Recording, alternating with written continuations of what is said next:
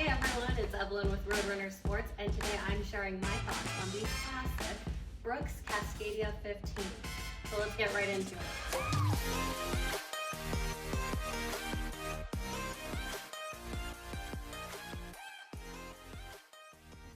To start off, I was able to take these shoes on a variety of different trails. Well, whatever trails Southern California allowed me to, I took these on. So, to start off with the specs, just right off the bat, we get an 8mm drop with these, and for weight, you're seeing 11 ounces for men and 10 ounces for women. These are also a level 4 cushion, so you can see it has quite a bit of cushion. It is pretty firm, but the cushion is definitely there. So right off the bat, when I opened the box, I felt that cushion and I was a little worried that it would be too firm and I would have to break them in, but that wasn't the case at all. Put them on my feet, took them on a 5-mile run on a pretty technical trail, and I didn't feel any rubbing, there was no blistering, no hot spots, none of that. So they're really comfortable. You don't have to worry about having to break these in. They also have a pretty wide toe box here. So if you have a normal to maybe more wider foot, the room is there for you. If you have a narrow foot like myself, you might have a little bit of an issue.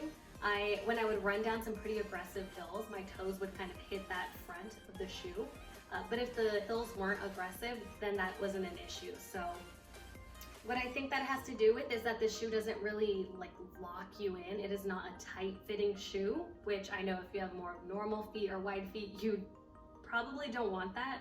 For myself, I don't like it when it's a pretty tight feeling shoe, so I didn't mind the sliding too much, but it was definitely still there. It's also extremely breathable, but we'll get into that a little bit more. So yeah, pretty much great looking shoe, comfortable, it's true to size. So if you aren't sure what size to get your normal running shoe size and it'll be good for you. So let's get into more of the specifics of the shoe. Let's start off with the upper.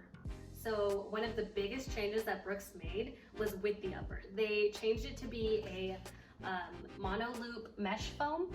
So if you see that there, the holes in the mesh aren't as large as they were in the 14. So when I saw that, I was a little bit worried that this shoe wouldn't be as breathable as the 14 was. But that wasn't an issue when I started running in them. I could definitely feel the air still flowing through the shoe. I even tried to step in as many puddles as I could to get water into the shoe to see how great the drainage was, and it was definitely still there. And when they did get wet, they dried pretty quickly. So if you're worried about that like I was, no need to. They still are incredibly breathable and still quickly dry and are very drainable. Drain the water really well. So we'll call it drainable. So another thing that they changed in the upper is that they extended the toe bumper to help with keeping your feet and toes safe. There's not gonna be any rocks, twigs, anything stabbing those feet. It's pretty stable right there. If you go down to the laces, this is a pretty awesome little detail that I enjoy, is this elastic strap about midway down from the laces. What that's gonna do is once you tie your laces and tuck them under that, they're secure. So I kept doing that when I would go on my runs, and there was one time where my laces just loosened a little bit, but I wasn't tripping on them and they weren't going everywhere because of this strap. That strap really held them in, which I really liked, because there's nothing more frustrating than when you're running through the trails and you're done and you look down and your laces have a bunch of twigs in them, thorns, all of that. That's extremely frustrating, and this little strap helps with that.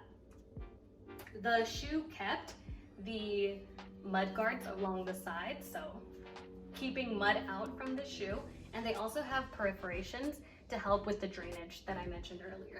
It'll help get that water out quicker. They also have, if you're someone who likes to use gaiters, it also has those little detailings for that with the Velcro. And then you also get the pull tab up here. The heel of the shoe is extremely secure and pretty, look at that, stable right there. So I felt locked in up here. It was just the tightness was not up here, which is probably why my toes were sliding. But pretty great upper, looks pretty good if you ask me. I like when trail shoes look more like road shoes. They're just more aesthetically pleasing to me. So let's move on with the midsole. The actual performance aspect, the midsole down here and the outsole. So the midsole is Brooks's BioMoGo DNA foam. So you have that here, and those of you that are familiar with this foam know it's a bit firmer. So like I showed you earlier, that's a firm foam. You also get some pivot points. So if you see that here, these colored triangles are the pivot points. They're on both sides of the shoe. What those do is they help keep the shoe stable. So if you're a little bit wobbly, those posts are gonna help keep you secure, which is incredible. And it's something that I really enjoy. Sometimes I can get a little bit wobbly on the trail.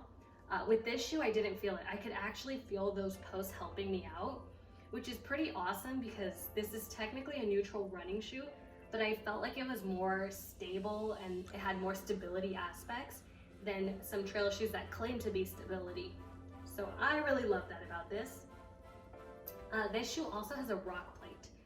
So if you are someone who is worried about things stabbing through the shoe, much like myself, the rock plate is keeping you protected from that. Some people might be a little bit concerned about having a rock plate if you're someone who actually likes to feel the ground under you, but there's no need to fear because I still felt the ground under me. Like there was still that like gravelly ground feel even with the rock plate. So you're protected and you can also feel the ground, so that's incredible. Really love that about this shoe. Something that I am absolutely obsessed with the Cascadia is the outsole. So if you look, they kept the same multi-directional pattern from the other Cascadias, and the lugs are still, they're not deep lugs where you're worried about the squishiness of them or you feel like it's kind of squishing down, but they are still deep enough to keep you secure. So the traction on these shoes are incredible.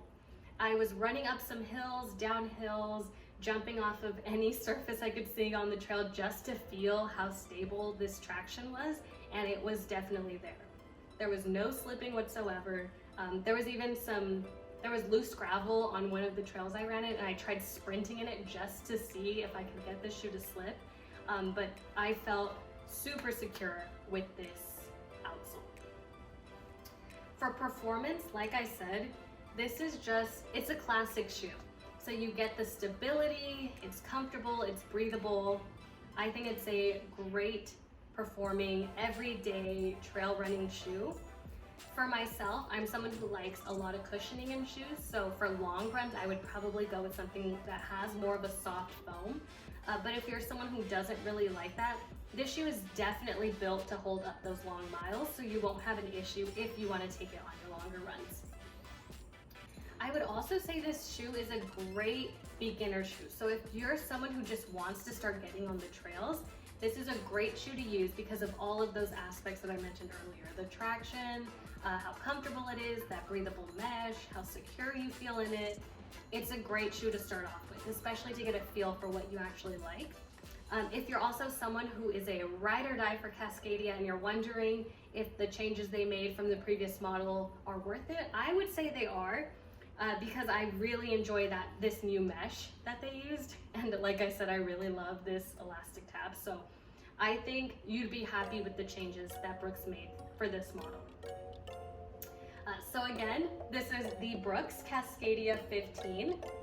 I'm Evelyn, and if you are a VIP Roadrunner Sports member with this, you can actually try this shoe out for 90 days.